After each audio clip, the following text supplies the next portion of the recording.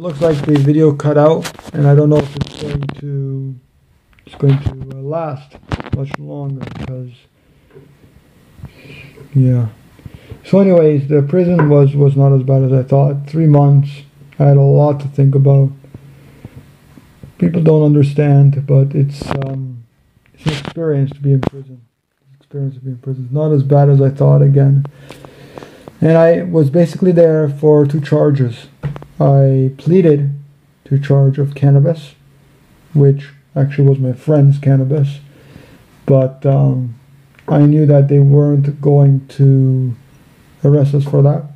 I did get we got that totally dismissed because we had the limit, under the limit, and the limit is 10 grams per person, under 10 grams per person in Belize, if it's on your property, okay, if it's at your home.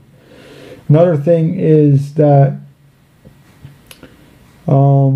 we were charged for immigration laws, immigration violations, I mean, and that was not for stamping. So no stamping for 4 months. And of course, I know that even though I don't like laws of stamping every month, because Belize has a law that you got to stamp every month, and if you miss a day, even a few hours, they can throw you in jail, and you can pay a fine as well, or you do pay a fine. And for everyone it's different. It might be 3 months, it might be 6 months, it might be 10 months, it might be 2 years.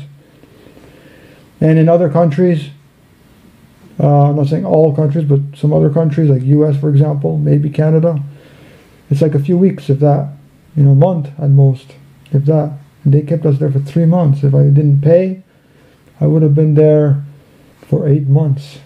6 months on time, 2 months in remand. So I connected more with God. I used to be an atheist and then an agnostic, where I questioned the existence of God. And I believe there is a God, but not as people claim God to be, or picture God to be, and that is a man, a he, a person. No. I believe God to be basically just energy that's out there within us, energy. And I oftentimes call God the universe, or consider God to be the universe, one and the same.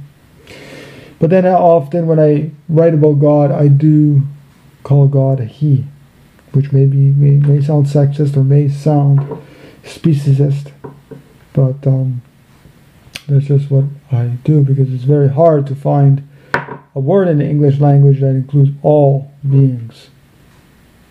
So I call God he. I've meditated literally hundreds or even thousands of hours. I've been meditating for like 15 years. And when I was in remand for 2 months, we had like 22 and a half hours locked up in our cells. So all we could do basically is sleep, meditate, pray, and eat. And the food was awful. I tried to eat as vegan as I could, but sometimes it wasn't possible. Of course, I did not eat the flesh of the animal. But there was sometimes when, unfortunately, there may have been some ingredients in the bread or in the rice and beans that could have had animal ingredients. So even though Belize is such a beautiful country, and I mean like nature and the animals and the mountains and just the farms themselves, if they're, of course, not monocultured, Belize is beautiful. The people are so wonderful. Everyone says hi to you. Majority of people say hi to you. They really like you. They don't look at you in a bad way. They really are wonderful people. And all I can say is this was a really great experience, even though I lost a lot of things. I lost my laptop. I lost a lot of my data, most of my data. I lost a lot of everything. I'm still trying to see if I can, I don't know if I lost it or if the police or someone stole it. And so, in some ways, we learned a lot from this experience, and I don't know if I'm going to be going back to Belize. My friend is probably going to sell the farm because he actually bought the land, so he's probably going to sell the farm.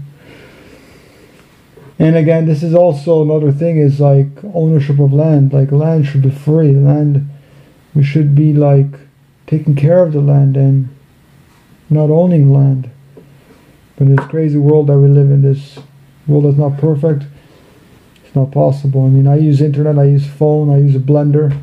We don't live in a Garden of Eden, and unfortunately it's not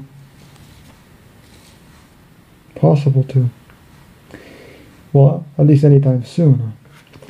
So I got a lot of things stolen, and things like this have been going on for a while.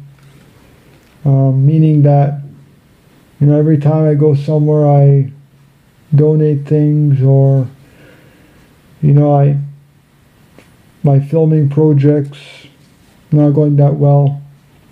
I'm not selling that many books. And of course this happened where I got a lot of things stolen from me. So I'm trying to get help from the Canadian consulate down in Belize City, see what they can do. And I told them if it's possible to set up an investigation on where my property went to.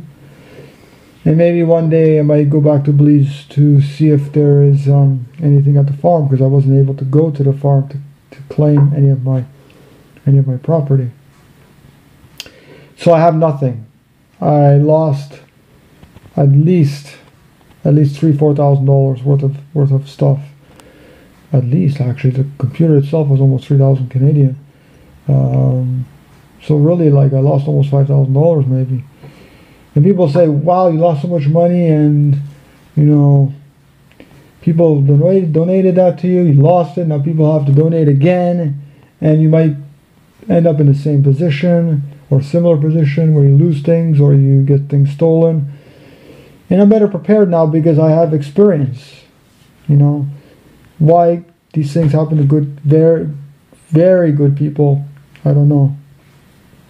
But will I go back to Belize? Will I still go back to the farm? And the answer is I don't know.